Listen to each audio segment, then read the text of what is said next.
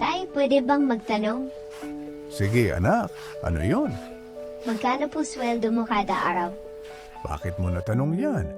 Please, Tay. Gusto ko lang po malaman. 500 piso kada araw. Bakit?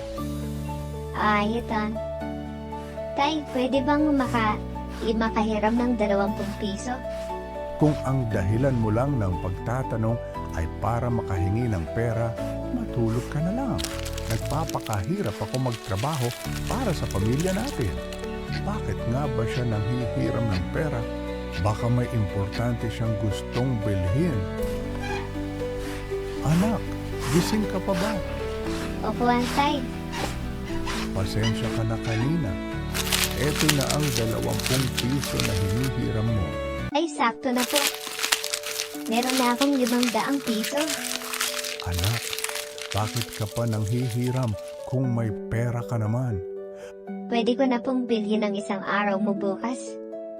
Gusto po kitang makasama. Makalaro kahit isang araw lang. Patawad, anak.